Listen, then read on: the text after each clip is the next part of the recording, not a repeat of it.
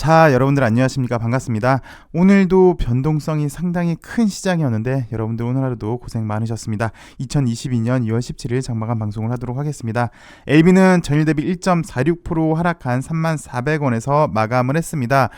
결과만 놓고 본다면 평온하게 끝난 것 같아요. 어느 정도 샛별이 약간 통통하게 나오면서 그냥 그렇게 끝난 것 같은데 사실 내용을 보면 그렇지는 않죠. 코스닥도 마찬가지인데요. 코스닥 지수도 그냥 결론만 놓고 보면 좀 위아래로 많이 출렁거렸구나 라고 보이지만 보시면 오후 1시 무렵에 정말 수직 하락을 했어요. 890부터 860까지 순간적으로 확 이렇게 빠졌는데요. 이렇게 시장이 흔들린다는 건 시장이 아직도 안정화되지 않았고 외부 변수에 많이 영향을 받는다라고 해석이 될 수 있는데요. 이렇게 빠진 이유를 살펴보시면 러시아 매체 보도에 따르면 우크라이나가 친러 반군이 장악한 루간스크에 4차례 포격을 가했다라는 소식이 전해지면서 시장이 이렇게 출렁거렸습니다. 지정학적 리스크가 여전히 존재하고 있는데요. 근데 좀 의아한 건 그동안 왜 우리가 알기로는 러시아가 우크라이나 침공할 것이다 라고 그렇게 생각을 했는데 오히려 우크라이나가 먼저 공격을 했다는 게 좀 의아한데요. 이 보도가 있기 전에도 미국에서는 러시아군 철군을 아직 확인하지 못했다. 여전히 전쟁 가능성은 높다라고 밝혔습니다. 그래서 여기에 대해서 어저께도 좀 봤지만 바이든 행정부 들어서 사실 미국의 존재감이 많이 떨어졌습니다. 예전 같지 못한 그런 모습을 보여주고 있죠. 이번에 러시아 이렇게 사태 있을 때도 외교 주도권을 완전히 상실했고요. 그래서 그런 것 때문에 얘기하지 않았을까 싶었는데 미 정보당국의 정보자산, 위성이나 감청 등을 통한 것이라고 하니까 그럴 수도 있겠구나. 러시아의 철군이 위장 전술일 수도 있겠구나라는 생각이 들었는데요. 오늘 또 우크라이나가 먼저 친러 세력이 통제하는 구역에 공격을 감행했다고 하니까요. 또 우크라이나는 곧장 아니라고 또 반박을 했습니다. 그래서 오히려 러시아가 우크라이나 공격할 명분을 만들기 위한 자작극을 만든 건 아닌지 현재 그렇게 의심이 되기도 합니다. 사실 역사적으로도 자작극을 벌인 적이 꽤 많이 있었죠. 특히 이렇게 전쟁 나기 전에 외교적인 이런 사건으로 이런 게 많았기 때문에 그럴 수도 있지 않겠느냐라는 생각이 드는데요. 게다가 사실 지금 러시아가 우크라이나 침공할 명분이 없으니까 또 그럴 수도 있지 않을까. 지금까지 그런 추론이 있는데 이게 아마 우리나라 시간으로 오늘 밤에 어떤 소식이 전해지느냐에 따라 다시 사건이 전개되지 않을까 싶습니다. 글쎄요, 강약 조절을 하면서 어느 정도 이 러시아 우크라이나 사태가 시간을 좀 끌면서 해결되지 않을까 싶은데요. 여튼 이 국제정세 불안이 당장 시장 변수로 작용하고는 있는 게 맞는데요. 어느 정도 지나면 얘도 좀 내성이 생기지 않을까 싶습니다.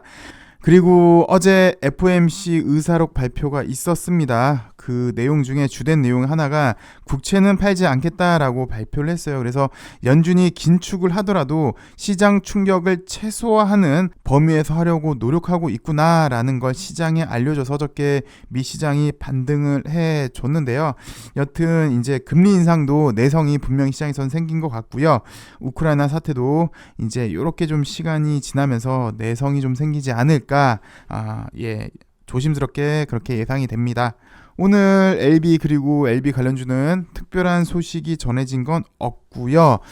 자리만 놓고 보면은 나름 다시 한번 바닥권에서 살짝 올라온 다음에 더 이상 하락하지 않고 바닥권에서 올라온 다음에 다시 재정비의 시간을 갖고 있는 걸로 보여집니다. 물론 한 차례 이렇게 많이 흔들렸지만 LB도 많이 흔들렸어요. 한시경에 이렇게. 네, 빨리 복귀를 하면서 다시 한번 재정비의 시간을 갖고 있는 것 같고요. L생도 마찬가지입니다. L생도 바닥권에서 올라와서 조금 통통하긴 한데 요 정도로 보면은 일단 요 당시 때처럼 재정비의 구간을 지금 갖고 있는 수준으로 보여지고 있고요.